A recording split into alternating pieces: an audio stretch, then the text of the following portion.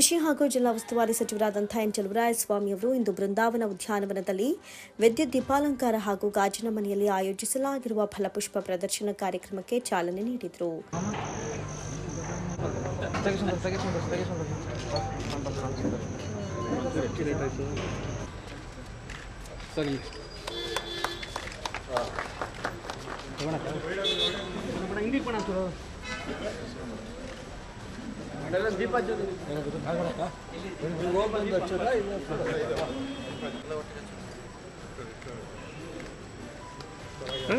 Photo camera यार okay sir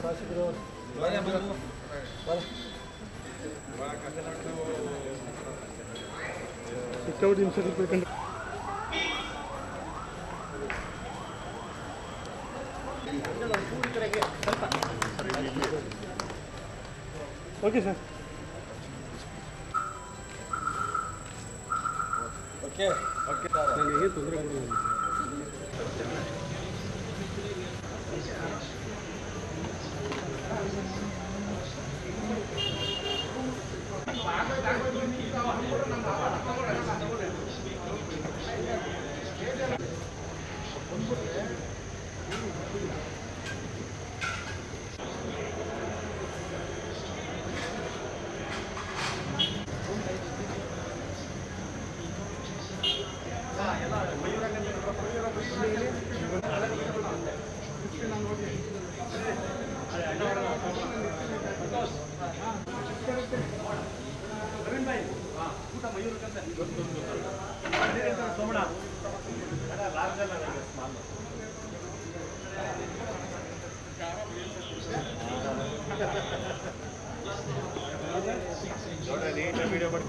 ಬಳಿಕ ಮಾತನಾಡಿದ ಅವರು ಕೆಆರ್ಎಸ್ ದೀಪಾಲಂಕಾರ ಹೊಸದಲ್ಲ, ಶತಮಾನದಿಂದ ನಡೀತಾ ಇದೆ.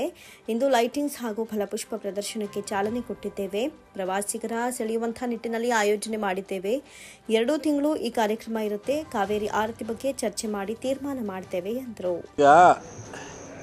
ಕೆಆರ್ಎಸ್ ದೀಪಾಲಂಕಾರ ಇವತ್ತಿಂದ ಏನು ಪ್ರಾರಂಭ ಅಲ್ಲ, ಭಾಳ ವರ್ಷಗಳಿಂದ ಶತಮಾನಗಳಿಂದ ದೀಪಾಲಂಕಾರ ನಡೆಸ್ತಾ ಇದ್ದೀವಿ.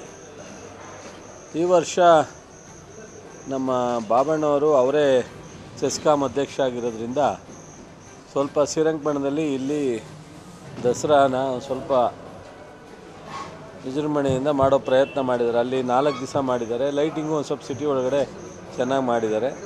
ಇಲ್ಲಿ ಸ್ವಲ್ಪ ಇವತ್ತು ನಾನು, ಸತೀಶ್ ಜಾರಕಿಹೊಳಿಯವರು, ಬಾಬಣ್ಣವರು, ನಮ್ಮ KR ಮಂಜು, ವಿವೇಕು, ದರ್ಶನ್ ಪುಟ್ಟಣ್ಣನವರು ಎಲ್ಲರೂ ಭಾಳ ಸಂತೋಷವಾಗಿ ಉದ್ಘಾಟನೆ ಮಾಡಿದ್ದೀವಿ.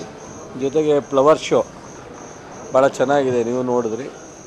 ಸೊ ಫ್ಲವರ್ ಶೋನು ಸಹ ಉದ್ಘಾಟನೆ ಮಾಡಿದ್ದೀವಿ. ಈ ದಸರಾ ಟೈಮ್ನಲ್ಲಿ ಸಾರ್ವಜನಿಕರು ಮೈಸೂರಿಗೆ ಬಂದವರೆಲ್ಲರೂ ಬಹುತೇಕ 70-80% ಜನ ಆಕರ್ಷಣೆ ಮಾಡ್ತಕ್ಕಂಥ ಒಂದು ಬೃಂದಾವನ, ಇಲ್ಲಿಗೂ ಬಂದು ಹೋಗ್ತಾರೆ. ಅವರಿಗೆ ಒಂದು ರೀತಿ ಸಂತೋಷ ಆಗಬೇಕಲ್ಲ, ಆ ದೃಷ್ಟಿಯಿಂದ ಏನು ಸಾಧ್ಯನೋ ಜಿಲ್ಲಾಡಳಿತದಿಂದ ಸರ್ಕಾರದಿಂದ ಮಾಡಿದ್ದೀವಿ. ಇದೇ ಸಂದರ್ಭದಲ್ಲಿ ಲೋಕೋಪಯೋಗಿ ಸಚಿವ ಸತೀಶ್ ಜಾರಕಿಹೊಳಿ, ಶ್ರೀರಂಗಪಟ್ಟಣ ಶಾಸಕ ಹಾಗೂ ಚಾಮುಂಡೇಶ್ವರಿ ವಿದ್ಯುತ್ ಸರಬರಾಜು ನಿಗಮ ನಿಯಮಿತದ ಅಧ್ಯಕ್ಷ ರಮೇಶ್ ಬಾಬು ಬಂಡಿ ಸಿದ್ದೇಗೌಡ, ಮೇಲುಕೋಟೆ ಶಾಸಕ ದರ್ಶನ್ ಪುಟ್ಟಣ್ಣಯ್ಯ, KR ಶಾಸಕ HT ಮಂಜು, ವಿಧಾನ ಪರಿಷತ್ ಶಾಸಕ ವಿವೇಕಾನಂದ, ಜಿಲ್ಲಾಧಿಕಾರಿ ಡಾ ಕುಮಾರ, ಜಿಲ್ಲಾ ಪಂಚಾಯತ್ ಕಾರ್ಯನಿರ್ವಾಹಕ ಅಧಿಕಾರಿ ಶೇಖ್ ತನ್ವೀರ್ ಆಸಿಫ್, ಜಿಲ್ಲಾ ಪೊಲೀಸ್ ವರಿಷ್ಠಾಧಿಕಾರಿ ಮಲ್ಲಿಕಾರ್ಜುನ ಬಾಲದಂಡಿ ಸೇರಿದಂತೆ ಇನ್ನಿತರೆ ಅಧಿಕಾರಿಗಳು ಉಪಸ್ಥಿತರಿದ್ದರು.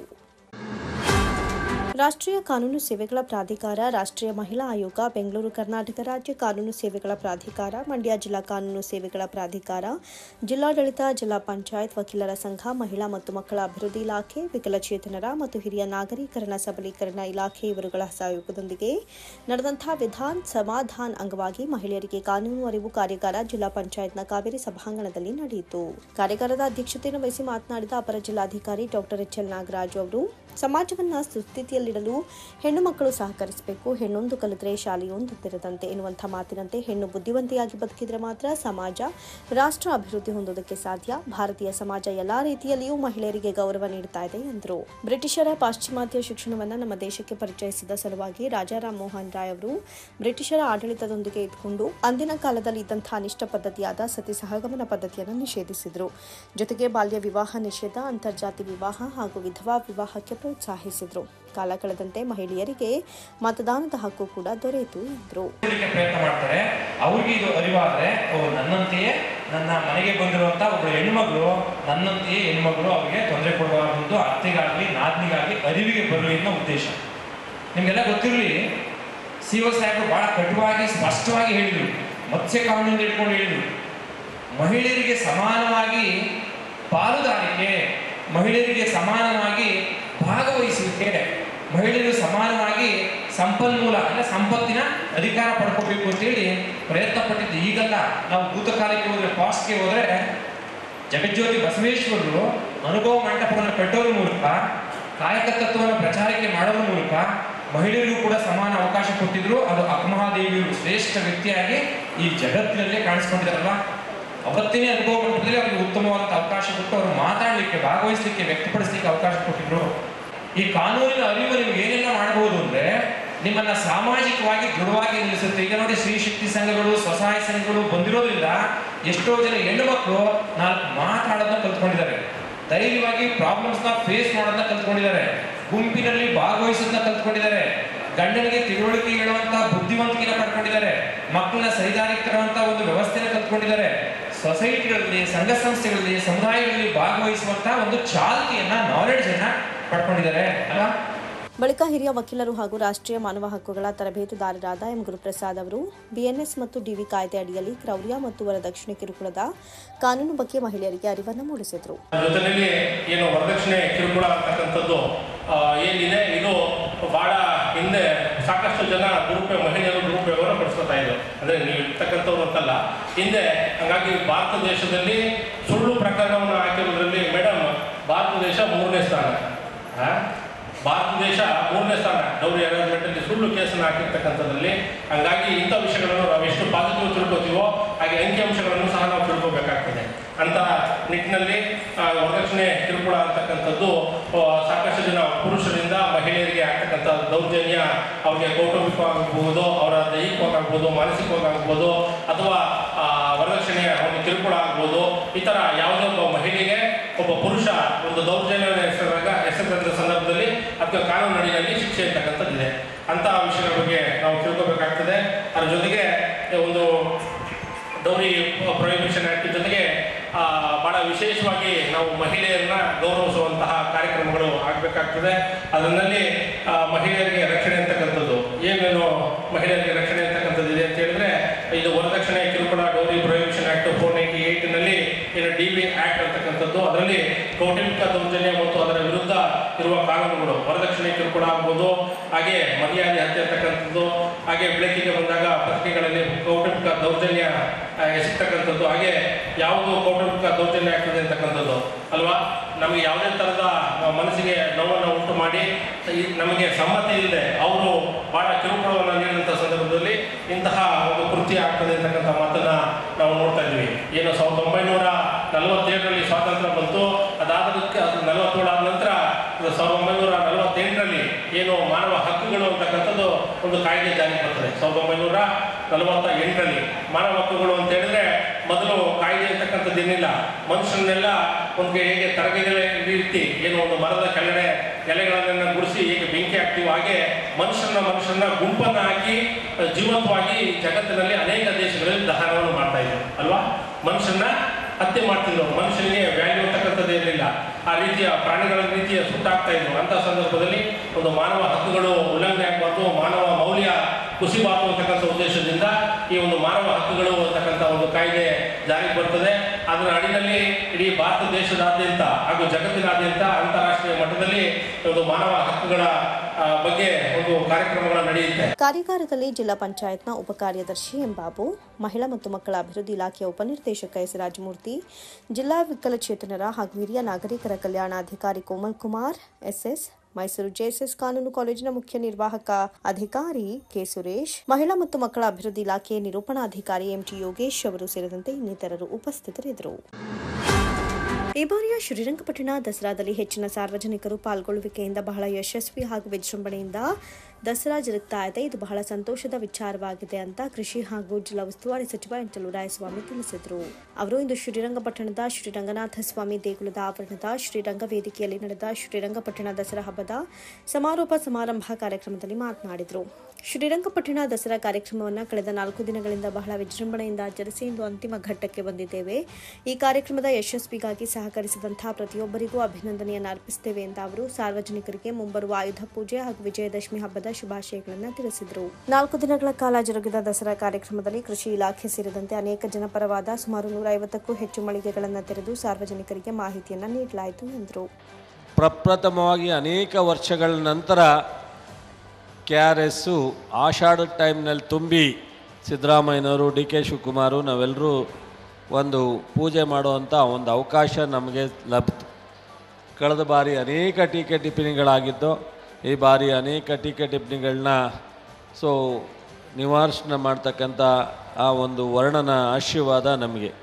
ಆದರೂ ನಮಗೆ ಮಂಡ್ಯ ಜಿಲ್ಲೆಯಲ್ಲಿ ಕೊನೆಯ ಭಾಗಗಳಿಗೆ ರೈತರಿಗೆ ನೀರನ್ನು ಎಷ್ಟೇ ಕಾಲುವೆನಲ್ಲಿ ಪೂರ್ಣ ಪ್ರಮಾಣದಲ್ಲಿ ಹರಿಸಿದ್ರೂ ತಲುಪಲಿಕ್ಕೆ ಸಾಧ್ಯ ಆಗ್ತಿರಲಿಲ್ಲ.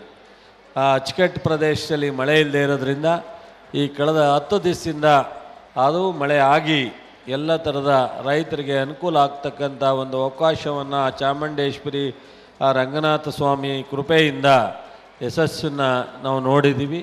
ಕಾರ್ಯಕ್ರಮದಲ್ಲಿ ಕೆಆರ್ಪೇಟೆ ಶಾಸಕ ಎಚ್ಡಿ ಮಂಜು, ವಿಧಾನ ಪರಿಷತ್ ಸದಸ್ಯ ವಿವೇಕಾನಂದ, ಕಿರಂಗೂರು ಗ್ರಾಮ ಪಂಚಾಯಿತಿ ಅಧ್ಯಕ್ಷೆ ಶ್ರುತಿ, ಕೆಪಿಎಸ್ಸಿ ಸದಸ್ಯ ಬಿ ಪ್ರಭುದೇವ್, ಮನ್ಮೂಲ್ ಅಧ್ಯಕ್ಷ ಬೋರೇಗೌಡ, ಜಿಲ್ಲಾ ಪಂಚಾಯತ್ ಮುಖ್ಯ ಕಾರ್ಯನಿರ್ವಾಹಕ ಅಧಿಕಾರಿ ಶೇಖ್ ತನ್ವೀರ್ ಆಸಿಫ್, ಜಿಲ್ಲಾ ಪೊಲೀಸ್ ವರಿಷ್ಠಾಧಿಕಾರಿ ಮಲ್ಲಿಕಾರ್ಜುನ್ ಬಾಲದಂಡಿ, ಅಪರ ಜಿಲ್ಲಾಧಿಕಾರಿ ಡಾಕ್ಟರ್ ಎಚ್ಎಲ್ ನಾಗರಾಜು, ಉಪವಿಭಾಗಾಧಿಕಾರಿ ಶಿವಮೂರ್ತಿ, ತಹಸೀಲ್ದಾರ್ ಪರಶುರಾಮ್ ಸತ್ತಿಗೇರಿ ಸೇರಿದಂತೆ ಇನ್ನಿತರೆ ಗಣ್ಯರು ಉಪಸ್ಥಿತರಿದ್ದರು. ಗ್ರಾಮೀಣಾಭಿವೃದ್ಧಿ ಮತ್ತು ಪಂಚಾಯತ್ ರಾಜ್ ಇಲಾಖೆ ಅಧಿಕಾರಿಗಳು ಮತ್ತು ಎಲ್ಲಾ ವೃಂದದ ನೌಕರರು, ಸಂಘಗಳು ಹಾಗೂ ಗ್ರಾಮ ಪಂಚಾಯಿತಿ ಸದಸ್ಯರ ಒಕ್ಕೂಟ ಮಂಡ್ಯ ಜಿಲ್ಲಾ ಸಮಿತಿಯವರ ನೇತೃತ್ವದಲ್ಲಿ ಗ್ರಾಮೀಣಾಭಿವೃದ್ಧಿ ಮತ್ತು ಪಂಚಾಯತ್ ರಾಜ್ ಇಲಾಖೆಯಲ್ಲಿನ ವಿವಿಧ ನ್ಯಾಯಯುತ ಬೇಡಿಕೆಗಳ ಈಡೇರಿಕೆಗಾಗಿ ಆರ್ಡಿಪಿಆರ್ ಕುಟುಂಬದಿಂದ ಮಂಡ್ಯ ನಗರದ ಜಿಲ್ಲಾ ಪಂಚಾಯತ್ಗಳ ಎದುರು 2ನೇ ದಿನವೂ ಅನಿರ್ದಿಷ್ಟಾವಧಿ ಹೋರಾಟವನ್ನು ಮುಂದುವರೆಸಿದ್ದಾರೆ. ರಾಜ್ಯದ ಎಲ್ಲ ಜಿಲ್ಲಾ ಪಂಚಾಯತ್ ಬಳಿ ಅಕ್ಟೋಬರ್ 7ರಂದು ಪ್ರಾರಂಭವಾದ ಧರಣಿ 2ನೇ ದಿನವೂ ಕಾಲಿಟ್ಟಿದ್ದು, ತಮ್ಮ ವಿವಿಧ ಬೇಡಿಕೆಗಳನ್ನು ಈಡೇರಿಸುವವರೆಗೂ ಧರಣಿಯನ್ನ ಮುಂದುವರಿಸುತ್ತೇವೆ ಅಂತ ಆಗ್ರಹಿಸಿದರು. ಪಂಚಾಯತ್ ಗ್ರಾಮ ಪಂಚಾಯಿತಿಗಳಿಗೆ ಹೆಚ್ಚಿನ ಅವಕಾಶ ನೀಡಲೇಬೇಕು. ಅವೈಜ್ಞಾನಿಕ ಆದೇಶಗಳು ಎಲ್ಲ ಪಿಡಿಒಗಳಿಗೆ ಉನ್ನತೀಕರಣ ಆಗಲೇಬೇಕು. ಗ್ರಾಮ ಪಂಚಾಯಿತಿ ಸದಸ್ಯರ ಎಲ್ಲ ಬೇಡಿಕೆಗಳು ಈಡೇರಲಿ. ಗ್ರಾಮ ಪಂಚಾಯಿತಿಯ ಪಂಚ ನೌಕರರಾದಂತಹ bill collector, D O, water man ಎಲ್ಲರ ಬೇಡಿಕೆಗಳು ಈಡೇರಲಿ. ಕೆಲಸಗಾರರಿಗೂ ಪ್ರಮೋಷನ್ ಅವಕಾಶ ಸಿಗಲೇಬೇಕು. ಪ್ರತಿಭಟನೆಯಲ್ಲಿ ಮಾತನಾಡಿದ ಕರ್ನಾಟಕ ರಾಜ್ಯ ಪಂಚಾಯತ್ ಅಭಿವೃದ್ಧಿ ಅಧಿಕಾರಿ ಕ್ಷೇಮಾಭಿವೃದ್ಧಿ ಸಂಘದ ಜಿಲ್ಲಾಧ್ಯಕ್ಷ ಡಿಎ ಪ್ರಶಾಂತ್ ಬಾಬು, ಪಿಡಿಒ ಮತ್ತು ಕಾರ್ಯದರ್ಶಿ ಕನಿಷ್ಠ 3-4 ವರ್ಷ ಒಂದೇ ಪಂಚಾಯಿತಿಯಲ್ಲಿ ಕೆಲಸ ಮಾಡಲು ಅವಕಾಶ ಕಲ್ಪಿಸಬೇಕು. ಇದರಿಂದ ಪಂಚಾಯಿತಿ ಅಭಿವೃದ್ಧಿಯಾಗಲಿದೆ. ಕೇರಳ ಮಾದರಿಯಲ್ಲಿ ವೇತನ, ಗೌರವಧನ ನೀಡಬೇಕು. ಗ್ರಾಮ ಪಂಚಾಯತ್ ಅಧ್ಯಕ್ಷ, ಉಪಾಧ್ಯಕ್ಷ ಮತ್ತು ಸದಸ್ಯರು ಶಿಷ್ಟಾಚಾರದ ವ್ಯಾಪ್ತಿಗೆ ಬರಬೇಕು. ಸರ್ಕಾರಿ ಯೋಜನೆಗಳ ಶಿಲಾನ್ಯಾಸ, ಉದ್ಘಾಟನೆಯ ಫಲಕಗಳಲ್ಲಿ ಅವರ ಹೆಸರನ್ನು ಹಾಕಬೇಕು. ಒಟ್ಟಾರೆ ಪಂಚಾಯಿತಿ ನೌಕರರ ಸಮಸ್ಯೆಗಳಿಗೆ ಸರ್ಕಾರ ಕಿವಿಯಾಗಬೇಕು ಅಂತ ಆಗ್ರಹಿಸಿದರು. ನಮ್ಮ ನ್ಯಾಯಯುತ ಬೇಡಿಕೆಗಳಿಗಾಗಿ ನಾವು 4ನೇ ತಾರೀಕಿಂದ ಈ ಒಂದು ಪ್ರತಿಭಟನೆಯನ್ನು ಮಾಡ್ತಾ ಇದ್ದೀವಿ. 4, 5, 6 ನಾವು ಫ್ರೀಡಮ್ ಪಾರ್ಕ್ ಬೆಂಗಳೂರಿನಲ್ಲಿ ಈ ಒಂದು ಪ್ರತಿಭಟನೆಯನ್ನು ಹಮ್ಮಿಕೊಂಡಿದ್ವಿ. 7ನೇ ತಾರೀಕಿಂದ ನಾವು ರಾಜ್ಯದ ಎಲ್ಲ ಜಿಲ್ಲೆಗಳ ಜಿಲ್ಲಾ ಪಂಚಾಯಿತಿ ಎದುರಿನಲ್ಲಿ ಈ ಪ್ರತಿಭಟನೆಯನ್ನು ಮುಂದುವರಿಸ್ತಾ ಇದ್ದೀವಿ. ಯಾಕೆಂದರೆ ಈ 3 ದಿನಗಳಲ್ಲಿ ನಮಗೆ ಸರ್ಕಾರದಿಂದ ಪೂರ್ಣವಾದಂಥ ಭರವಸೆಗಳು ಸಿಕ್ಕಿಲ್ಲ. ಪ್ರತಿಯೊಂದು ಬೇಡಿಕೆಗೂ ಕೂಡ ನೋಡೋಣ, ಮಾಡೋಣ, ಮಾಡ್ತಾ ಇದ್ದೀವಿ, ಪರಿಶೀಲಿಸ್ತಾ ಇದ್ದೀವಿ ಅನ್ನುವಂಥ ಒಂದು ಹೇಳಿಕೆಗಳೇ ಬರ್ತಾ ಇದೆ. ಯಾವುದರಲ್ಲೂ ಕೂಡ ಸ್ಪಷ್ಟವಾದಂಥ ಇಷ್ಟು ದಿವಸದಲ್ಲಿ ಮಾಡ್ತೀವಿ, ಹೀಗೆ ಮಾಡ್ತೀವಿ ಅನ್ನುವಂಥ ಯಾವುದೇ ಹೇಳಿಕೆಗಳು ಬಂದಿಲ್ಲ. ಹಾಗಾಗಿ ನಾವು ಇವತ್ತು ಜಿಲ್ಲಾ ಪಂಚಾಯಿತಿ ಎದುರಿನಲ್ಲಿ ನಾವು 2ನೇ ದಿನದ ಬೇಡಿಕೆಯನ್ನು 2ನೇ ದಿನದ ಮುಷ್ಕರವನ್ನು ಮುಂದುವರಿಸ್ತಾ ಇದ್ದೀವಿ. ನಮ್ಮ ಪ್ರಮುಖ ಬೇಡಿಕೆಗಳಲ್ಲಿ ನಮ್ಮ ಜೊತೆ ಸಾಕಷ್ಟು ವೃಂದ ಸಂಘಟನೆಗಳು ಹಾಗೂ ಗ್ರಾಮ ಪಂಚಾಯತಿ ಸದಸ್ಯರ ಒಕ್ಕೂಟ ಕೂಡ ಜೊತೆಯಲ್ಲಿ ಸೇರಿಕೊಂಡು ಈ ಒಂದು ಪ್ರತಿಭಟನೆಯನ್ನು ಮಾಡ್ತಾ ಇದೆ. ನಮ್ಮ ಬೇಡಿಕೆಗಳಲ್ಲಿ ಮೊದಲನೇದಾಗಿ ವಿಕೇಂದ್ರೀಕರಣದ ವ್ಯವಸ್ಥೆಯಲ್ಲಿ ಅತಿ ಪ್ರಮುಖ ಭಾಗವಾಗಿರುವಂಥ ಗ್ರಾಮ ಪಂಚಾಯತಿಗಳಿಗೆ ಪೂರ್ಣವಾದಂಥ ಸ್ವಾಯತ್ತತೆಯನ್ನು ಕೊಡಬೇಕು, ಹೆಚ್ಚಿನ ಸ್ವಾತಂತ್ರ್ಯವನ್ನು ಕೊಡಬೇಕು. ಎರಡನೇದಾಗಿ ನಮ್ಮ ಗ್ರಾಮ ಪಂಚಾಯತಿ ಸದಸ್ಯರೇನಿದ್ದಾರೆ ಅವರಿಗೆ ಒಂದು ಕೇರಳ ಮಾದರಿಯಲ್ಲಿ, ಎಲ್ಲದಕ್ಕೂ ಕೇರಳ ಮಾದರಿ ಅಂತ ಹೇಳ್ತೀವಿ, ಕೇರಳ ಮಾದರಿಯಲ್ಲಿ ಅವರಿಗೆ ಒಂದು ಸೌಲಭ್ಯಗಳನ್ನು ಕೊಡಬೇಕು ಅನ್ನುವಂಥದ್ದು. ಹಾಗೆಯೇ ಗ್ರಾಮ ಪಂಚಾಯತಿ ಸದೃಢಗೊಳ್ಳಬೇಕು ಅಂದರೆ ಗ್ರಾಮ ಪಂಚಾಯತಿಯ ಮುಖ್ಯಸ್ಥರಾದಂಥ ಅಧಿಕಾರಿಯಾದಂಥ ಪಂಚಾಯತಿ ಅಭಿವೃದ್ಧಿ ಅಧಿಕಾರಿಗಳ ಹುದ್ದೆಯನ್ನು ಬಿ ದರ್ಜೆಗೆ ಉನ್ನತೀಕರಣ ಮಾಡಬೇಕು. ಆಗ ಮಾತ್ರ ಅವರು KDP ಸಭೆಗಳನ್ನು, ಇತರೆ ಉಸ್ತುವಾರಿಗಳನ್ನು ಪರಿಣಾಮಕಾರಿಯಾಗಿ ಮಾಡಲಿಕ್ಕೆ ಸಾಧ್ಯ. ಹಾಗೆಯೇ ನಮ್ಮ ಜ್ಯೇಷ್ಠತಾ ಪಟ್ಟಿ PDOಗಳದ್ದು ಕಳೆದ 14 ವರ್ಷಗಳಿಂದ ನೆನೆಗುದ್ದಿಗೆ ಬಿದ್ದಿದೆ. ಅದನ್ನು ತಗೊಂಡು ಬೇಗ ಪ್ರಮೋಷನ್ಗಳನ್ನು ಕೊಡಬೇಕಾಗುತ್ತೆ. ಒಂದೇ ಹುದ್ದೆಯಲ್ಲಿ ಈಗೇನೋ 15 ವರ್ಷ ಆಗ್ತಾ ಬರ್ತಾ ಇದೆ. ಪಂಚಾಯತಿ ಅಭಿವೃದ್ಧಿ ಅಧಿಕಾರಿಗಳು ರೋಸ್ ಹೋಗಿದ್ದಾರೆ. ಈ ಜ್ಯೇಷ್ಠತಾ ಪಟ್ಟಿಯನ್ನು ನಾವು ಎಷ್ಟು ಸಾರಿ ಕೇಳ್ಕೊಂಡ್ರು ಕೂಡ ನಾವು ಅದನ್ನು ಕಂಪ್ಲೀಟ್ ಮಾಡೋಕ್ಕಾಗಿಲ್ಲ. ಅದಾಗದೆ ಹೋದರೆ ಪ್ರಮೋಷನ್ ಕೊಡೋಕ್ಕಾಗಲ್ಲ. PDOಗಳು ಮುಂದುವರೆದು ಪ್ರಮೋಷನ್ ತಗೊಂಡು ಮುಂದಕ್ಕೆ ಹೋಗದೆ ಹೋದರೆ PDO ಪ್ರಮೋಷನ್ಗೆ ಕಾಯ್ತಾ ಇರುವಂಥ ಹಿಂದೆ ಇರುವಂಥ ಸೆಕ್ರೆಟ್ರಿಗಳಿಗೆ ಅನ್ಯಾಯ ಆಗ್ತಿದೆ. ಸೆಕ್ರೆಟ್ರಿಗಳು ಖಾಲಿ ಆಗ್ದೇ SDಗಳು ಅಥವಾ ಅವರಿಂದ ಇರತಕ್ಕಂಥ ನಮ್ಮ ಪಂಚಾಯತಿ ನೌಕರರಿಗೂ ಕೂಡ ಕಷ್ಟ ಆಗ್ತಿದೆ. ಅವರು ಜೀವಮಾನದಲ್ಲಿ ಒಂದು ಕೂಡ ಪ್ರಮೋಷನ್ ಇಲ್ಲದೇ ಹಾಗೇ ರಿಟೈರ್ಡ್ ಆಗಬೇಕಾದಂಥ ಒಂದು ಪರಿಸ್ಥಿತಿ ನಿರ್ಮಾಣ ಆಗಿದೆ. ಅದು ಕೊನೆಗೊಳ್ಳಬೇಕು ಅಂತೇಳಿ ಈ ಸಂದರ್ಭದಲ್ಲಿ ಆಗ್ರಹ ಮಾಡ್ತಾ ಇದ್ದೀವಿ. ಗ್ರಾಮ ಪಂಚಾಯಿತಿ ಸದಸ್ಯರ ಒಕ್ಕೂಟದ ರಾಜ್ಯ ಸಂಚಾಲಕ ಉಪ್ರಕನಹಳ್ಳಿ ನಾಗೇಶ್ ಮಾತನಾಡಿ, ಪ್ರತಿಭಟನೆಯು 2ನೇ ದಿನಕ್ಕೆ ಕಾಲಿಟ್ಟಿದ್ದು ಸರ್ಕಾರದ ಗಮನಕ್ಕೆ ತಲುಪಿದೆ. ನಾವು ಮೂಲಭೂತ ಸೌಕರ್ಯದ ಕೆಲಸವನ್ನು ನಿರ್ವಹಿಸಿ ಆನ್ಲೈನ್ ಸೇವೆಗಳನ್ನು ಸ್ಥಗಿತಗೊಳಿಸಿ ನಂತರ ಪ್ರತಿಭಟನಾ ಸ್ಥಳಕ್ಕೆ ಬಂದು ಸೇರ್ತೇವೆ. ನಮ್ಮ ಪ್ರತಿಭಟನೆಯನ್ನು ಸರ್ಕಾರ ಹಾಗೂ ಜನಪ್ರತಿನಿಧಿಗಳು ಹಗುರವಾಗಿ ತೆಗೆದುಕೊಳ್ಳಬಾರದು. ಕೇಂದ್ರ ಹಾಗೂ ರಾಜ್ಯ ಸರ್ಕಾರದ ಎಲ್ಲ ಯೋಜನೆಯನ್ನು ಜನರಿಗೆ ನೇರವಾಗಿ ತಲುಪಿಸುವಲ್ಲಿ ನಮ್ಮ ಪಾತ್ರ ಹೆಚ್ಚಿದೆ. ಆದ್ದರಿಂದ ನಮ್ಮ ಬೇಡಿಕೆಗಳನ್ನು ಶೀಘ್ರವಾಗಿ ಈಡೇರಿಸಬೇಕು ಅಂತ ಒತ್ತಾಯಿಸಿದರು. ಮತ್ತು ಯಾವುದೇ ಮೂಲಭೂತ ಸೇವೆಗಳಿಗೆ ನಾವು ತೊಂದರೆ ಕೊಟ್ಟಿಲ್ಲ. ಸೊ ಬೆಳಿಗ್ಗೆ ಈಗ ಬರುವಾಗಲೂ ಕೂಡ ನಾವು 9 ಗಂಟೆ ಒಳಗಡೆ ಎಲ್ಲ ಕೆಲಸಗಳನ್ನ ಮುಗಿಸಿ ಆನಂತರ ಇಲ್ಲಿ ಬಂದು ಪ್ರತಿಭಟನೆ ಕೈಗೊಂಡಿರುವಂಥದ್ದು. ಆದರೆ ನಾವು ಈಗ ಏನು ಆನ್ಲೈನ್ ಸೇವೆಗಳೇನಿದೆ ಅದೆಲ್ಲವನ್ನು ಕೂಡ ಈಗ ಸ್ಥಗಿತಗೊಳಿಸಿ ನಾವು ನಮ್ಮ ಮುಷ್ಕರನ ಮುಂದುವರಿಸ್ತಾ ಇದ್ದೀವಿ. ಮುಂದಿನ ದಿವಸದಲ್ಲಿ ಏನಾಗುತ್ತೆ, ಇದು ಉಗ್ರ ರೀತಿಯ ಹೋರಾಟಕ್ಕೆ ತಿರುಕೊಳ್ಳೋ ಸಾಧ್ಯತೆ ಕಾಣೋದಾದರೆ ಸಮಸ್ಯೆ ಆಗ್ಬೋದು.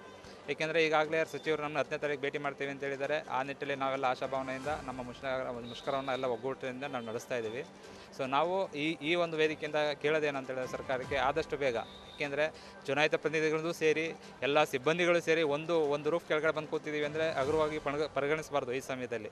ಯಾಕೆ ಅಂತ ಹೇಳಿದ್ರೆ ಒಂದು ಯಾವುದೇ ಕೇಂದ್ರ ಸರ್ಕಾರದ ಯೋಜನೆ ಇರ್ಬೋದು, ರಾಜ್ಯ ಸರ್ಕಾರದ ಎಲ್ಲ ಯೋಜನೆಗಳನ್ನು ಜನರಿಗೆ ನೇರವಾಗಿ ತಲುಪಿಸುವಂಥ ಯಾವುದಾದ್ರು ಒಂದು ಸಂಸ್ಥೆ ಇದ್ದದ್ದು ಗ್ರಾಮ ಪಂಚಾಯತಿ. ಈ ದಿನ ಎಲ್ಲ 11 ಸಂಘಟನೆಗಳು ಒಂದು ರೂಫ್ ಕೆಳಗಡೆ ಬಂದು ನಾವು ಹೋರಾಟ ಕೂತಿದ್ದೀವಿ ಅಂತ ಹೇಳಿದ್ರೆ, ಎಲ್ಲೋ ಒಂದು ಕಡೆ ಈಗ ಕಳೆದ 4-5 ದಿವಸದಿಂದ ಸರ್ಕಾರದಲ್ಲಿ ಸಚಿವರು ಇರ್ಬೋದು, ಸರ್ಕಾರ ಇರ್ಬೋದು, ನೇರವಾಗಿ ಬಂದು ನಮ್ಗೆ ಯಾವುದೇ ಒಂದು ಭರವಸೆನೇ ಆಗಲಿ ಅಥವಾ ಯಾವುದೇ ಒಂದು ಇದನ್ನು ಧೈರ್ಯನ ತುಂಬದೇ ಇರೋದ್ರಿಂದ ಎಲ್ಲೋ ಒಂದು ಕಡೆ ಸೊ ನಮ್ಮಲ್ಲೂ ಕೂಡ ಒಂದು ಬೇರೆ ಭಾವನೆಗಳು ಮೂಡೋದಕ್ಕೆ ಶುರುವಾಗೋದು ಬಿಡಬಾರ್ದು ಸರ್ಕಾರ. ಸೊ ಈ ನಿಟ್ಟಲ್ಲಿ ನಾವು ಇನ್ನೂ ಈಗಾಗಲೇ ಸಚಿವರು ವಾಪಸ್ ಬಂದಿರೋದ್ರಿಂದ ನಮ್ಮನ್ನ ಆದಷ್ಟು ಬೇಗ ಮೀಟ್ ಮಾಡ್ತಾರೆ ಇವತ್ತು ಅಥವಾ ನಾಳೆ ಅಂತ ನಮ್ಗೆ ಮಾಹಿತಿ ಬಂದಿದೆ. ಗ್ರಾಮ ಪಂಚಾಯಿತಿ ಸದಸ್ಯರ ಒಕ್ಕೂಟ ಜಿಲ್ಲಾ ಶಾಖೆಯ ಉಪಾಧ್ಯಕ್ಷೆ ಸುವರ್ಣಾವತಿ ಮಾತನಾಡಿ, ಒಂದೇ ಗ್ರಾಮ ಪಂಚಾಯಿತಿಯಲ್ಲಿ 2 PDOಗಳು ಕೆಲಸ ನಿರ್ವಹಿಸ್ತಾ ಇರೋದ್ರಿಂದ ಅಭಿವೃದ್ಧಿ ಕೆಲಸಗಳು ಕುಂಠಿತವಾಗ್ತಾ ಇದೆ. 15ನೇ ಹಣಕಾಸಿನ ಯೋಜನೆಯ ಅನುದಾನಗಳು ಕೂಡ ಇನ್ನೂ ಬಿಡುಗಡೆಯಾಗಿಲ್ಲ. ಸಾರ್ವಜನಿಕರು ಅಭಿವೃದ್ಧಿ ಕೆಲಸಗಳು ಆಗದೇ ಇದ್ದಾಗ ಪಂಚಾಯಿತಿ ಬಗ್ಗೆ ನಂಬಿಕೆ ಕಳೆದುಕೊಂಡಿದ್ದಾರೆ. ಆದ್ದರಿಂದ ಸರ್ಕಾರವು ನಮ್ಮ ಹಲವು ಸಮಸ್ಯೆಗಳ ವಿವಿಧ ಬೇಡಿಕೆಗಳನ್ನು ಈಡೇರಿಸಬೇಕು ಅಂತ ಆಗ್ರಹಿಸಿದರು. ಒಬ್ಬೊಬ್ಬರು PDOವನ್ನ 2 ಕಡೆ ಏನು ಕಾರ್ಯನಿರ್ವಹಣೆ ಮಾಡ್ತಾ ಇರೋದ್ರಿಂದ ಎಲ್ಲ ಪಂಚಾಯಿತಿಗಳಲ್ಲೂ ಇಬ್ಬರು PDO ಎರಡು ಪಂಚಾಯಿತಿಲಿ ಕೆಲಸ ಮಾಡ್ತಿದ್ದಾರೆ. ಹಾಗಾಗಿ ಕೆಲಸ ಎಲ್ಲ ಕುಂಠಿತ ಆಗ್ತಾ ಇದೆ. ಯಾವುದೇ ಅಭಿವೃದ್ಧಿ ಕಾಣ್ತಾ ಇಲ್ಲ. ಮತ್ತು ಅನುದಾನಗಳು ಯಾವುದು ಬಿಡುಗಡೆ ಆಗ್ತಾ ಇಲ್ಲ. ಅದಕ್ಕೆ ಬೇರೆ ಬೇರೆ ಕಾರಣಗಳನ್ನು ಹೇಳ್ತಾ ಜೂನಲ್ಲಿ ಆಗಬೇಕಾಗಿರೋ 15 ಹಣಕಾಸು ಯೋಜನೆ ಅನುದಾನ ಇನ್ನೂ ಬಿಡುಗಡೆ ಆಗಿಲ್ಲ. ಹೇಗೆ ನಾವು ಸಾರ್ವಜನಿಕರಿಗೆ ಅವರಿಗೆ ದಿನ ಉತ್ತರ ಹೇಳೋದು? ಒಂದು ದಿನ ನೋಡ್ತಾರೆ, 2 ದಿನ ನೋಡ್ತಾರೆ, ನಂತರ ಅವ್ರೇನು ಮಾಡ್ತಾರೆ, ಪಂಚಾಯಿತಿ ಅನ್ನೋದ್ರ ಬಗ್ಗೆನೇ ಜಿಗುಪ್ಸೆ ಹೊಂದಿದ್ದಾರೆ. ಇಲ್ಲಿ ಏನು ಕೆಲಸಗಳಾಗ್ತಾ ಇಲ್ಲ. ಹಾಗಾಗಿ ಈಗ ತಾಲೂಕು ಪಂಚಾಯಿತಿ, ಜಿಲ್ಲಾ ಪಂಚಾಯಿತಿನ ಚುನಾವಣೆ ನಡೀತಿರೋದ್ರಿಂದ ನಾವು ಯಾರ ಹತ್ರ ಹೇಳ್ಕೊಳ್ಬೇಕು ನಮ್ಮ ಒಂದು ಈ ಕಷ್ಟವನ್ನು, ನಮ್ಮ ಒಂದು ಈ ಒಂದು ರೀತಿ ನೀತಿಗಳ ಅನ್ನೋದನ್ನೇ ಗೊತ್ತಾಗ್ತಾ ಇಲ್ಲ. ಎಲ್ಲ ಮೇಲೆ ಅಧಿಕಾರಿಗಳನ್ನೇ ನಮಗೆ ನಿರ್ದೇಶನ ನೀಡ್ತಾ ಇದ್ದಾರೆ. ತಾಲೂಕು ಪಂಚಾಯಿತಿಯಿಂದ ಸಿಗುವಂಥ, ಜಿಲ್ಲಾ ಪಂಚಾಯತಿ ಸಿಗುವಂಥ ಅನುದಾನಗಳು ಯಾವುದು 3 ವರ್ಷದಿಂದ ಬರ್ತಾ ಇಲ್ಲ. ಹಾಗಾಗಿ ನಾವೆಲ್ಲರೂ ಒಟ್ಟಿಗೆ ನಮ್ಮ ಕುಟುಂಬ ಏನಿದೆ ಪಂಚಾಯತಿ ಕುಟುಂಬದವರೆಲ್ಲ ಸೇರಿ 5 ವೃಂದದವರು ಸೇರಿ ಎಲ್ಲ ಸಮಸ್ಯೆಗಳನ್ನು ಇಲ್ಲಿ ವೇದಿಕೆಯಲ್ಲಿ ತಂದು ಹೋರಾಟ ಮಾಡ್ತಾ ಇದ್ದೀವಿ. 4ನೇ ತಾರೀಕಿಂದ ಹೋರಾಟ ಶುರು ಮಾಡಿದ್ದೀವಿ. ಪ್ರತಿಭಟನೆಯಲ್ಲಿ ಪ್ರದೀಪ್, ಸಿದ್ದೇಗೌಡ, ಮಹೇಶ್ ಸೇರಿದಂತೆ ಗ್ರಾಮೀಣಾಭಿವೃದ್ಧಿ ಮತ್ತು ಪಂಚಾಯತ್ ರಾಜ್ ಇಲಾಖೆಯ ಅಧಿಕಾರಿಗಳು ಮತ್ತು ಎಲ್ಲಾ ವೃಂದದ ನೌಕರರ ಸಂಘಗಳು ಹಾಗೂ ಗ್ರಾಮ ಪಂಚಾಯಿತಿ ಸದಸ್ಯರ ಒಕ್ಕೂಟ, ಮಂಡ್ಯ ಜಿಲ್ಲಾ ಸಮಿತಿಯ ಎಲ್ಲ ಸದಸ್ಯರು ಹಾಜರಿದ್ದರು. ಶ್ರೀ ಆದಿಚುಂಚನಗಿರಿ ಮಹಾಸಂಸ್ಥಾನ ಮಠದ ಸಂಪ್ರದಾಯದಂತೆ ಮಂಡ್ಯ ನಗರದಲ್ಲಿರುವ ಶ್ರೀ ಗಂಗಾಧರೇಶ್ವರ ಸ್ವಾಮಿ ದೇಗುಲದಲ್ಲಿ ಶರನ್ನವರಾತ್ರಿ ಪೂಜೆಯನ್ನು ಹಮ್ಮಿಕೊಳ್ಳಲಾಗಿದೆ. ಭೈರವೈಕ್ಯ ಜಗದ್ಗುರು ಪದ್ಮಭೂಷಣ ಶ್ರೀ ಶ್ರೀ ಶ್ರೀ ಡಾಕ್ಟರ್ ಬಾಲಗಂಗಾಧರನಾಥ ಮಹಾಸ್ವಾಮೀಜಿ ಹಾಗೂ ಜಗದ್ಗುರು ಶ್ರೀ ಶ್ರೀ ಶ್ರೀ ಆದಿಶಂಕರಾಚಾರ್ಯರ ದಿವ್ಯ ಸ್ಮರಣೆ ಶ್ರೀ ಪಾರ್ವತಿ ಅಮ್ಮನವರಿಗೆ ವಿವಿಧ ರೀತಿಯ ಅಲಂಕಾರ ಪೂಜೆಯನ್ನ ಪರಮಪೂಜ್ಯ ಜಗದ್ಗುರು ಶ್ರೀ ಶ್ರೀ ಶ್ರೀ ಡಾಕ್ಟರ್ ನಿರ್ಮಲಾನಂದನಾಥ ಮಹಾಸ್ವಾಮೀಜಿಯವರ ಆಶೀರ್ವಾದಗಳೊಂದಿಗೆ ಹಾಗೂ ಪೂಜ್ಯ ಶ್ರೀ ಶ್ರೀ ಪುರುಷೋತ್ತಮಾನಂದನಾಥ ಸ್ವಾಮೀಜಿಯವರ ದಿವ್ಯ ಸಾನ್ನಿಧ್ಯದಲ್ಲಿ ನಡೆಸಲಾಯಿತು.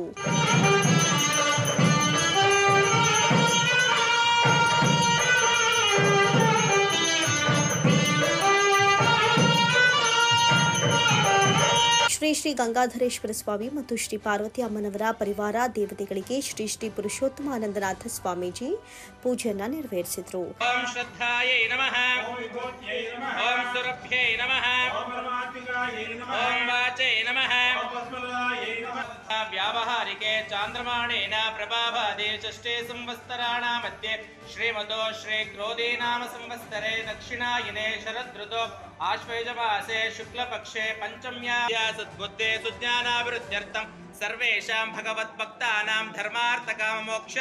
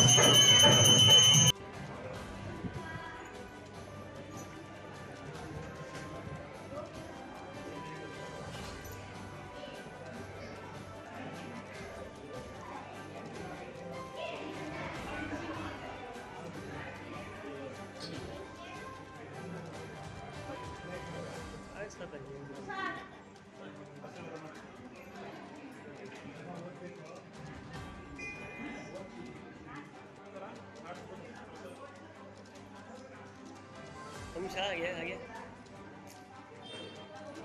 Okay sir.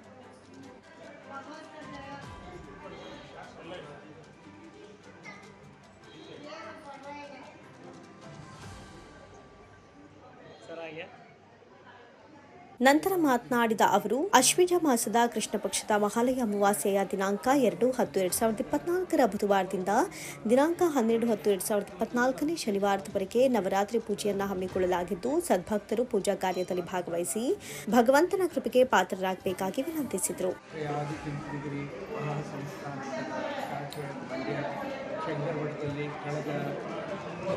ನವರಾತ್ರಿ ಉತ್ಸವದಲ್ಲಿ 10 ದಿವಸ ವಿಶೇಷವಾಗಿ ಪೂಜೆಗಳನ್ನು ವ್ಯವಸ್ಥೆ ಮಾಡಲಾಗಿದೆ.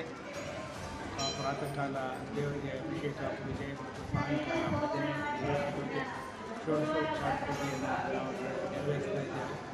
ಮುಖ್ಯವಾಗಿ ನಮ್ಮ ಜನರು ಶಾಂತಿಯಿಂದ ನೆಮ್ಮದಿಯಿಂದ ಎಲ್ಲ ಬದುಕಬೇಕು, ಬಾಳಬೇಕು ಮತ್ತು ರಾಗದ್ವೇಷಗಳ ಕಡಿಮೆ ಮಾಡ್ಕೋಬೇಕು ಅಂತ ಹೇಳಿ ಆಶಿಸಿ ಎಲ್ಲರಿಗೂ ಮತ್ತು ಸುಖ ಶಾಂತಿ ನೆಮ್ಮದಿ ದೊರಕಲಿ, ಭಗವಂತ ಅದನ್ನು ಆಶ್ರಯ ಮಾಡಿಕೊಡಲಿ ಅಂತೇಳಿ ನಾವು ಆರೈಸಲಿದ್ದೇವೆ. ಇದಕ್ಕಾಗಿ ನಂತರ ಭಕ್ತಾದಿಗಳು ಭಜನೆ ಕಾರ್ಯಕ್ರಮ ನಡೆಸಿಕೊಟ್ರು.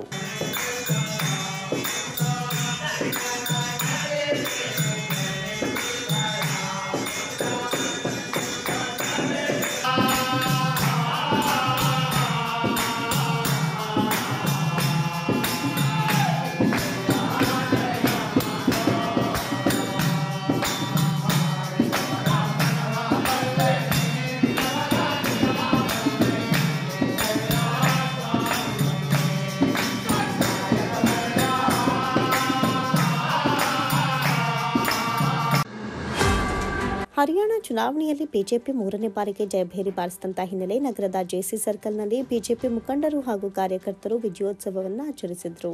ಪಟಾಕಿ ಸಿಡಿಸಿ ಬಿಜೆಪಿ ಗೆಲುವಿಗೆ ಸಂಭ್ರಮಿಸಿದ ಕಾರ್ಯಕರ್ತರು ಸಾರ್ವಜನಿಕರಿಗೆ ಸಿಹಿ ವಿತರಿಸಿದರು.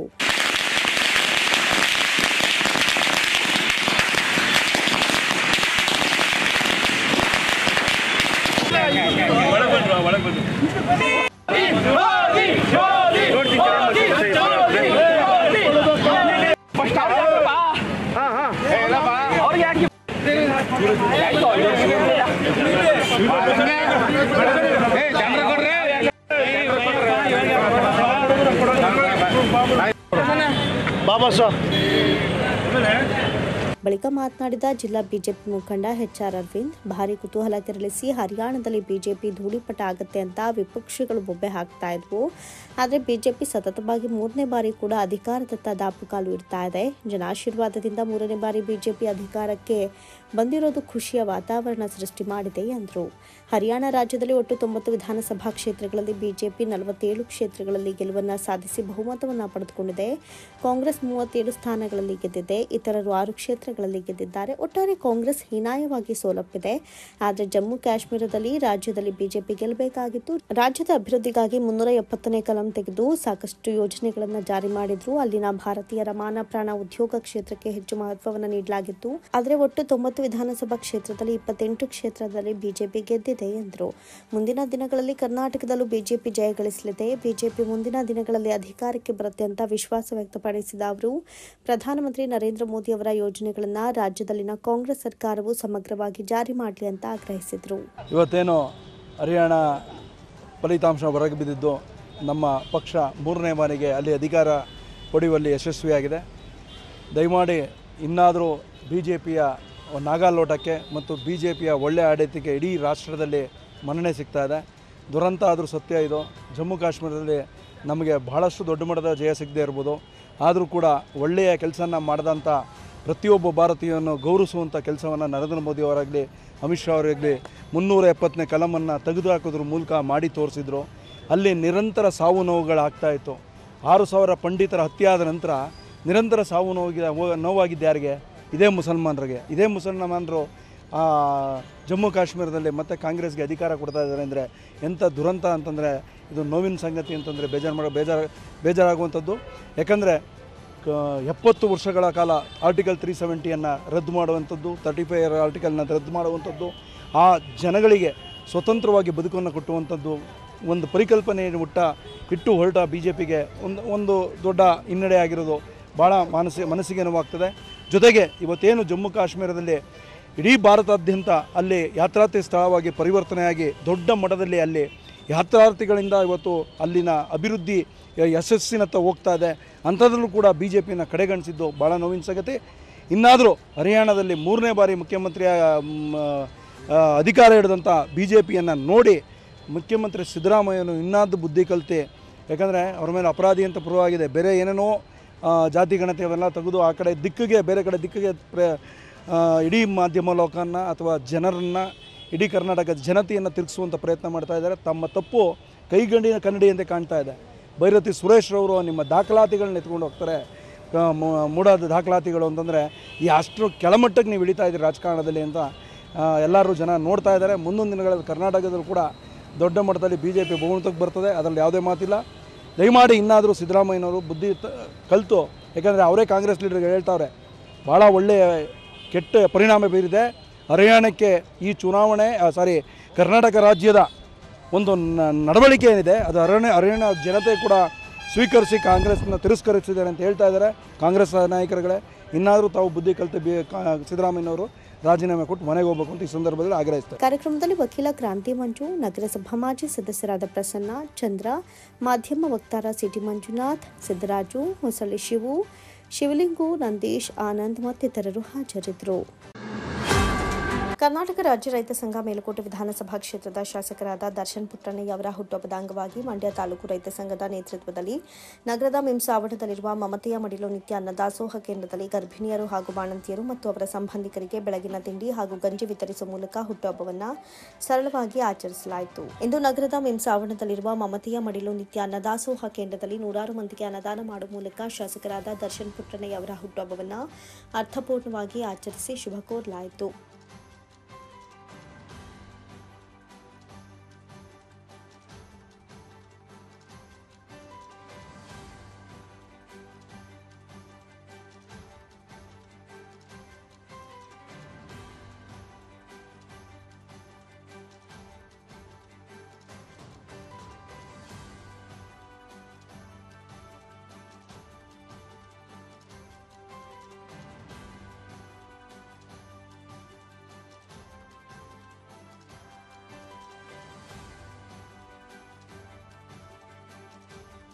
ಮಂಡ್ಯ ತಾಲೂಕು ರೈತ ಸಂಘದ ಕಾರ್ಯಕರ್ತ ಉಳ್ಳೆನಹಳ್ಳಿ ನಾಗರಾಜು ಮಾತನಾಡಿ, ಶಾಸಕರಾದ ದರ್ಶನ್ ಪುಟ್ಟಣ್ಣಯ್ಯ ಅವರ ಜನ್ಮದಿನಾಚರಣೆ ಸರಳವಾಗಿ ಆಚರಿಸಲಾಗ್ತಾ ಇದ್ದು, ಮಮತೆಯ ಮಡಿಲು ವೇದಿಕೆಯಲ್ಲಿ ಗರ್ಭಿಣಿಯರು ಹಾಗೂ ಬಾಣಂತಿಯರಿಗೆ ಉಪಹಾರ ನೀಡಿ ಸರಳವಾಗಿ ಆಚರಿಸಲಾಗ್ತಾ ಇದೆ ಎಂದರು.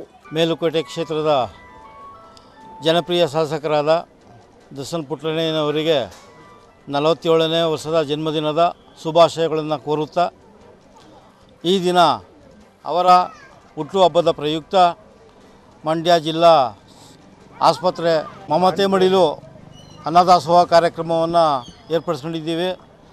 ಬೆಳಿಗ್ಗೆ ತಿಂಡಿ ಮತ್ತು ಮಧ್ಯಾಹ್ನದ ಊಟದ ವ್ಯವಸ್ಥೆಯನ್ನು ಇಲ್ಲಿ ಮಾಡ್ಕೊಂಡಿದ್ದೀವಿ. ಅವರಿಗೆ ಭಗವಂತ ಆಯಸ್ಸು, ಆರೋಗ್ಯ ಮತ್ತು ಜನೋಪಯೋಗಿ ಕೆಲಸ ಮಾಡುವ ಶಕ್ತಿಯನ್ನು ಕೊಡಲಿ ಎಂದು ನಾನು ಈ ಸಂದರ್ಭದಲ್ಲಿ ಹಾರೈಸ್ತೇನೆ. ತಾಲೂಕು ರೈತ ಸಂಘದ ಮುಖಂಡರಾದ ಮಲ್ಲಿಗೆರೆ ಅಣ್ಣಯ್ಯ ಮಾತನಾಡಿ, ಸದಾ ಸಮಾಜಮುಖಿಯಾಗಿ ಕೆಲಸ ಮಾಡಲಿ, ದೇವರು ಅವರಿಗೆ ಆಯಸ್ಸು, ಆರೋಗ್ಯ, ಭಾಗ್ಯ ನೀಡಲಿ ಅಂತ ಶುಭ ಕೋರಿದ್ರು. ನಮ್ಮ ಕರ್ನಾಟಕ ರಾಜ್ಯದ ಏಕೈಕ ರೈತ ಸಂಘದ ಶಾಸಕರಾದಂಥ ದರ್ಶನ್ ಪುಟ್ಟಣ್ಣಯ್ಯನವರ 47ನೇ ವರ್ಷದ ಹುಟ್ಟುಹಬ್ಬದ ಶುಭಾಶಯಗಳನ್ನು ನಮ್ಮ ಮಂಡ್ಯ ತಾಲೂಕು ವತಿಯಿಂದ ಅನ್ನದಾಸೋಹ ಕಾರ್ಯಕ್ರಮದ ಮೂಲಕ ಆಚರಿಸ್ತಾ ಇದ್ದಾರೆ. ನಮ್ಮ ಶಾಸಕರದು 2 ಅಜೆಂಡಾ ಇದೆ. ಒಂದು ಆರೋಗ್ಯ, ಒಂದು ಶಿಕ್ಷಣ. ಆರೋಗ್ಯ ಶಿಕ್ಷಣ 2 ಚೆನ್ನಾಗಿದ್ದರೆ ದೇಶನೇ ಚೆನ್ನಾಗಿರ್ತದೆ ಅಂದ್ಕೊಂಡು ಅವರು ಬಂದು ಇಲ್ಲಿ ಆ ಕಾರ್ಯಕ್ರಮನ ಮಾಡ್ತಾ ಇದ್ದಾರೆ. ನಮ್ಮ ಮಂಡ್ಯ ತಾಲೂಕಿನ ರೈತ ಸಂಘದ ಕಾರ್ಯಕರ್ತರು ಸಹ ಅವರ ಆರೋಗ್ಯ ಮತ್ತು ಶಿಕ್ಷಣದಾಗೆ ಒತ್ತಾಸೆ ಕೊಡ್ತಾ ಈ ಜಿಲ್ಲಾಸ್ಪತ್ರೆಯಲ್ಲಿ ರೋಗಿಗಳಿಗೆ ಅನ್ನದಾಸೋಹವನ್ನು ಏರ್ಪಡಿಸೋದ್ರ ಮುಖಾಂತರ ಇದೊಂದು ಬೃಹತ್ ಕಾರ್ಯನ ಮಾಡಿದ್ದಾರೆ. ನಮ್ಮ ಮಂಡ್ಯ ತಾಲೂಕಿನ ರೈತ ಸಂಘದ ಎಲ್ಲ ಪದಾಧಿಕಾರಿಗಳಿಗೂ, ಕಾರ್ಯಕರ್ತರಿಗೂ, ಹಿರಿಯರಿಗೂ ಧನ್ಯವಾದಗಳನ್ನು ತಿಳಿಸ್ತಾ ನಮ್ಮ ಶಾಸಕರು ಹೆಚ್ಚಿನ ಜನೋಪಯೋಗಿ ಕೆಲಸಗಳನ್ನ ಮಾಡಲಿ ಅಂತ ಭಗವಂತನಲ್ಲಿ ಕೇಳ್ಕೊಳ್ತಾ ಇದ್ದೀವಿ. ಮತ್ತೋರ್ವ ರೈತ ಮುಖಂಡ ಶಿವಳ್ಳಿ ಶಂಕರ್ ಶುಭ ಕೋರಿದ್ರು. ಏನು ಪ್ರಸ್ತುತ ದಿನ ಅಕ್ಟೋಬರ್ 8ನೇ ತಾರೀಕು ದರ್ಶನ್ ಪುಟ್ಟಣ್ಣಯ್ಯನವರ ಹುಟ್ಟುಹಬ್ಬ. ಈ ಹುಟ್ಟುಹಬ್ಬದ ಅಂಗವಾಗಿ ತಾಲೂಕು ರೈತ ಸಂಘ, ಮಂಡ್ಯ ತಾಲೂಕು ರೈತ ಸಂಘ ಅವರ ಆರೋಗ್ಯ ವೃದ್ಧಿಸಲಿ ಅಂತೇಳಿ, ಅವರು ಅತ್ಯಂತ ದೀರ್ಘವಾಗಿ ಜನಸೇವೆಯನ್ನು ಮಾಡ್ಕೊಂಡು ಹೋಗಲಿ ಅಂತ ಹೇಳಿ ಅವರ ಪರವಾಗಿ ಅವರ ಹುಟ್ಟುಹಬ್ಬದ ಅಂಗವಾಗಿ ನಾವು ಇವತ್ತು ಮಮತೆಯ ಮಡಿಲು ಕಾರ್ಯಕ್ರಮದ ದೊಡ್ಡಾಸ್ಪತ್ರೆ, ಜಿಲ್ಲಾಸ್ಪತ್ರೆಯಲ್ಲಿ ಅನ್ನದಾಸೋಹ, ಬೆಳಗಿನ ತಿಂಡಿ, ಮಧ್ಯಾಹ್ನದ ಊಟವನ್ನು ಮಂಡ್ಯ ತಾಲೂಕು ರೈತ ಸಂಘದ ಎಲ್ಲ ಹಿರಿಯ, ಕಿರಿಯ ಹಾಗೂ ಎಲ್ಲ ಸನ್ಮಿತ್ರ ಕಾರ್ಯಕರ್ತರು ಹಮ್ಮಿಕೊಂಡಿದ್ದಾರೆ. ಈ ಹಮ್ಮಿಕೊಂಡಿರ್ತಕ್ಕಂಥ ಈ ಕಾರ್ಯಕ್ರಮದಲ್ಲಿ ನಾವು ಯಶಸ್ವಿಯಾಗಿ ಎಲ್ಲ ಸಹಕಾರ ಕೊಟ್ಟಂಥ ಎಲ್ಲ ಕಾರ್ಯಕರ್ತರಿಗೂ ಧನ್ಯವಾದವನ್ನು ಹೇಳ್ತೀವಿ. ಈ ಸಂದರ್ಭದಲ್ಲಿ ಮಂಡ್ಯ ಜಿಲ್ಲಾ ರೈತ ಸಂಘದ ಉಪಾಧ್ಯಕ್ಷ ವಿಜಯ್ ಕುಮಾರ್, ಗೋಪಾಲ್ಪುರ ಜವರೇಗೌಡ, ಇಂಡ್ವಾಳು ಸಿದ್ದೇಗೌಡ, ಮುದ್ದನಗೆರೆ ಜಗದೀಶ್, ಹೆಚ್ ಮಲ್ಲಿಗೆರೆ ರಮೇಶ್, ಕೊಮೇರಹಳ್ಳಿ ಆನಂದ್, ಗಂದಾಳು ಜಯರಾಮ್, ಕುಣನಹಳ್ಳಿ ಮಂಜು ಹಾಜರಿದ್ದರು. ಮದ್ದೂರು ತಾಲೂಕಿನ ಬಳಗೆರೆಹಳ್ಳಿ ಗ್ರಾಮದಲ್ಲಿ ಕರ್ನಾಟಕ ರಾಜ್ಯ ರೈತ ಸಂಘ ಹಾಗೂ ಮೇಲುಕೋಟೆ ವಿಧಾನಸಭಾ ಕ್ಷೇತ್ರದ ಶಾಸಕ ದರ್ಶನ್ ಪುಟ್ಟಣ್ಣಯ್ಯನವರ ಅಭಿಮಾನಿಗಳು ಗಿಡ ನೆಡುವ ಮೂಲಕ ದರ್ಶನ್ ಪುಟ್ಟಣ್ಣಯ್ಯ ಅವರ ಹುಟ್ಟುಹಬ್ಬವನ್ನು ಸರಳವಾಗಿ ಆಚರಿಸಿದರು. ಬಳಿಕ ಮದ್ದೂರು ಪಟ್ಟಣದ ಸಾರ್ವಜನಿಕ ಆಸ್ಪತ್ರೆಗೆ ಭೇಟಿ ನೀಡಿ ಆಸ್ಪತ್ರೆಯ ಹೊರ ಹಾಗೂ ಒಳ ರೋಗಿಗಳಿಗೆ ಕರ್ನಾಟಕ ರಾಜ್ಯ ರೈತ ಸಂಘದ ಜಿಲ್ಲಾಧ್ಯಕ್ಷ ಕೆಂಪುಗೌಡ ನೇತೃತ್ವದಲ್ಲಿ ಹಣ್ಣು ಹಂಪಲನ್ನು ವಿತರಣೆ ಮಾಡಿದರು.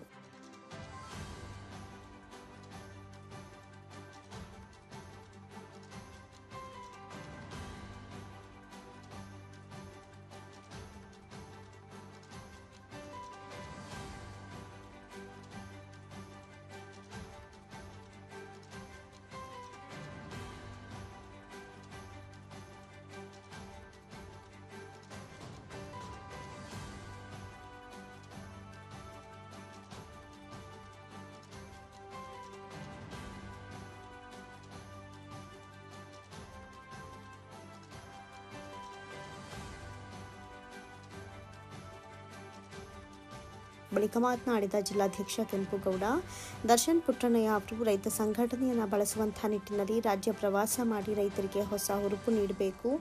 ಭಗವಂತ ಅವರಿಗೆ ಆಯಸ್ಸು ಆರೋಗ್ಯ ಕೊಟ್ಟು ಸಂಘಟನೆಗೆ ಹೆಚ್ಚಿನ ಬಲ ನೀಡಲು ಮನವಿ ಮಾಡಿದರು. ಅಪ್ರತಿಮ ಹೋರಾಟಗಾರರಾದಂಥ KS ಪುಟ್ಟಣ್ಣಯ್ಯನವರ ಸುಪುತ್ರ ದರ್ಶನ್ ಪುಟ್ಟಣ್ಣಯ್ಯ ಅವರು ಮೇಲುಕೋಟೆ ವಿಧಾನಸಭಾ ಕ್ಷೇತ್ರದ ಶಾಸಕರು. ಅವರ 47ನೇ ಹುಟ್ಟುಹಬ್ಬದ ಆಚರಣೆ ಇವತ್ತು. ಅದರ ಪ್ರಯುಕ್ತ ಇಡೀ ಜಿಲ್ಲೆಯ ಎಲ್ಲ ನಮ್ಮ ರೈತ ಸಂಘದ ಕಾರ್ಯಕರ್ತರು ಹಾಗೂ ಅಭಿಮಾನಿಗಳು ಸೇರಿ ಬೇರೆ ಬೇರೆ ರೀತಿ ಒಂದು ಒಳ್ಳೆ ಕಾರ್ಯನ ಮಾಡ್ತಾ ಇದ್ದಾರೆ.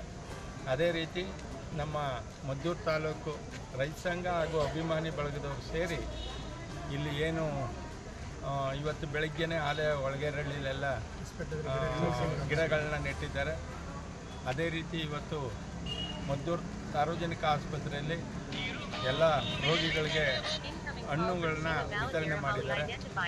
ಅವರು ಹೆಚ್ಚು ಕಾಲ ಬಾಳಿ ಈ ನಾಡಿನ ರೈತರು ಹಾಗೂ ತುಡಿತಕ್ಕೆ ಒಳಗಾದಂಥ ಜನಗಳ ಬಗ್ಗೆ ಹೆಚ್ಚಿನ ಆಸಕ್ತಿ ವಹಿಸಿ ಕೆಲಸ ನಿರ್ವಹಿಸಲಿ, ಅವ್ರಿಗೆ ದೇವರು ಆರೋಗ್ಯ ಕೊಟ್ಟು ಕಾಪಾಡಲಿ ಅಂತ.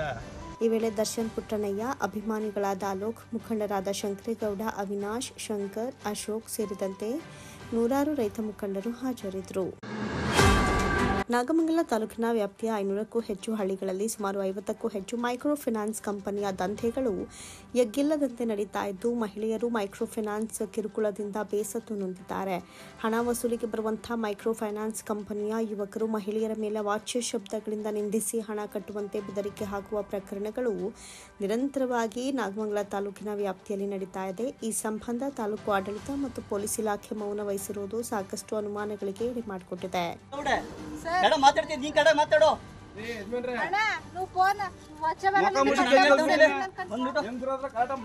ಮಾತಾಡೋದು ಹೆಂಗಸ್ರುಗಳ ಹತ್ರ ಮಾತಾಡೋದು ಕಲಿ. ಯಾರ್ದು ಸಂಘ ಯಾರ್ದು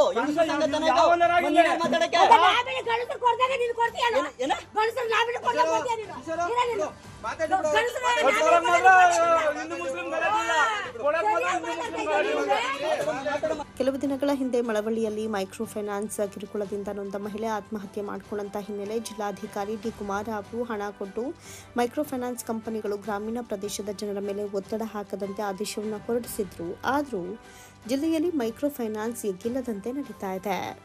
ಗ್ರಾಮೀಣ ಕೂತವರು ಮುತ್ತೂಟವ್ರು ಬಂದಿದ್ರು. ಅವರು ಸಂಘ ಇವಾಗ ನಮ್ಗೆ ಟೈಮ್ ಬೇಕು ಸರ್, ಇವಾಗ ಕಟ್ಟಕ್ಕಾಗೋದಿಲ್ಲ ಅಂತ ಅಂದು ಬಂಡೆಲೆಲ್ಲ ನೀರು ತುಂಬಿಕೊಂಡೈತೆ. ಸೈಜು ನಮಗೆ ಬಂಡೆ ಕೆಲಸ ಮಾಡಿದ್ರೆ ನಮ್ಗೆ ದುಡ್ಡು, ಇಲ್ಲಾಂದ್ರೆ ಇಲ್ಲ. ಅದಕ್ಕೆ ಗೊತ್ತಿಲ್ಲ ಕಣಮ್ಮ, ನೀವು ಹೆಂಗಸ್ರುಗಳು ತಗೊಂಡಿರೋ, ನಾವು ಗಣಸರೆಲ್ಲ ನಾವು ನಮ್ಗೆ ಕೊಟ್ಟಿರೋದು, ಹೆಂಗಸ್ರುಗಳು ನಿಮ್ಗೆ ಕೇಳ್ತೀವಿ ನಮ್ಗೆ ಕಟ್ಟಿ ಅಂತ ಅಂದು. ಸರ್ ಗಣಸರುಗಳು ನಾಮಿನಿ ಕೊಡ್ದಂಗೆ ಇವ್ರು ಹೆಂಗೆ ಸಂಘ ಕೊಟ್ಟರು? ಅವ್ರು ನಾಮಿನಿ ಕೊಟ್ಟ ಮೇಲೆ ನಮ್ಗೆ ಸಂಘ ಕೊಡೋದು. ಅದು ಆಯಿತು. ಆಮೇಲೆ ಇವರು ರತ್ನಮ್ಮರ ಅಂತ ಸರ್ ನಮ್ಗೆ ಇಲ್ಲ ಇವಾಗ ದುಡ್ಡು ಅಂತ. ಅಮ್ಮ ಅವ ಚೆನ್ನಾಗಿತ್ತ, ನಿಮ್ಗೆ ನಗಾಡ್ಕೊಂಡು ಬಂದು ನಮ್ಮ ಹತ್ರ ಸಂಘ ದುಡ್ಡು ತಗೊಳಕ್ಕೆ ನಾವು ಕೊಟ್ಟಿರೋದು ಕಟ್ಬಿಟ್ಟು ಆ ಕಡೆ ಹೋಗಮ್ಮಂತ ಹೆಂಗಸ್ರು ಮನೆಗೆ ಹೋಗಕ್ಕೆ ಬಿಡ್ತಾ ಇಲ್ಲ ಅವರು. ಆಮೇಲೆ ಇಲ್ಲ ಸರ್ ನಮ್ಮ ಹತ್ರ ಇಲ್ಲ, ಹೋಗಿ ಸಾಯ್ಬೇಕ, ಹೋಗಿ ನೇಣ ಹಾಕೊಂಡು ಸಾಯೋಗಮ್ಮ, ಸಾಯಿ ಮಣ್ಣ ಆಯ್ತದ ಸಂಘ. ತಾಲೂಕಿನ ಕೆಆರ್ಪೇಟೆ ರಸ್ತೆಯ ಬಸವೇಶ್ವರ ನಗರದ ಸುಮಾರು 50ಕ್ಕೂ ಹೆಚ್ಚು ಮಹಿಳೆಯರು ಫೈನಾನ್ಸ್ಗಳಲ್ಲಿ ಸಾಲವನ್ನು ಪಡೆದು ಸಾಕಷ್ಟು ಕಿರುಕುಳಕ್ಕೆ ಒಳಗಾಗಿದ್ದಾರೆ. ಫೈನಾನ್ಸ್ ಯುವಕರು ಸಾಲ ಕಟ್ಟುವಂತೆ ಬಸವೇಶ್ವರ ನಗರ ಮಹಿಳೆಯರ ಮೇಲೆ ಅವಾಚ್ಯ ಶಬ್ದಗಳಿಂದ ನಿಂದಿಸಿ ಹಣ ಕಟ್ಟುವಂತೆ ಬೆದರಿಕೆ ಆಗಿರುವಂತಹ ಘಟನೆ ನಡೆದಿದ್ದು, ಗ್ರಾಮದ ಮಹಿಳೆಯರು ಮತ್ತು ಗ್ರಾಮಸ್ಥರು ತರಾಟೆಗೆ ತೆಗೆದುಕೊಂಡಂತಹ ಘಟನೆ ನಡೆದಿದೆ.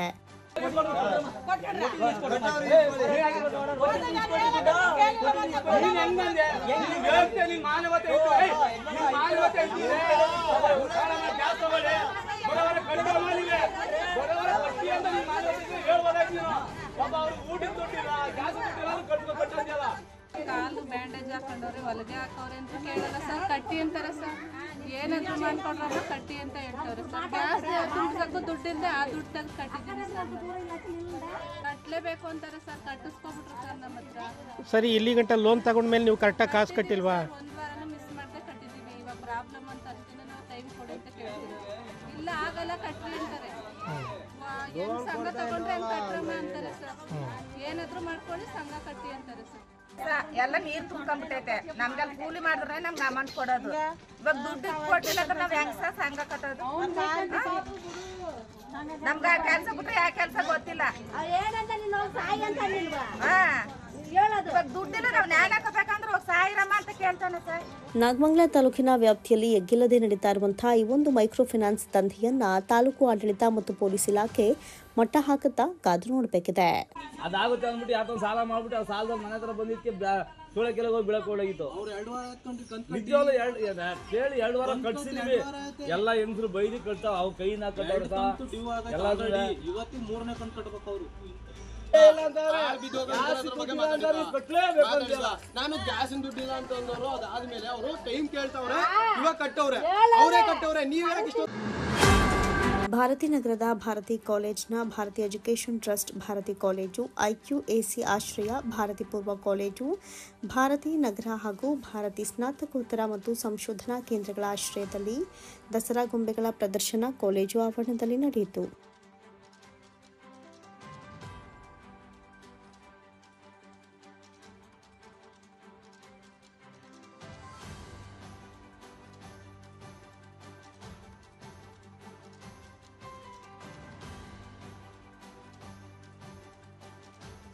ಕಾರ್ಯಕ್ರಮದ ಉದ್ಘಾಟನೆಯನ್ನ ಪ್ರಾಂಶುಪಾಲರಾದ ಮಹದೇವಸ್ವಾಮಿ ಮಾಡಿದರು. ಈ ಸಂದರ್ಭದಲ್ಲಿ ಪ್ರಾಂಶುಪಾಲರು ಮತ್ತು ಉಪನ್ಯಾಸಕರು ಹಾಜರಿದ್ದರು.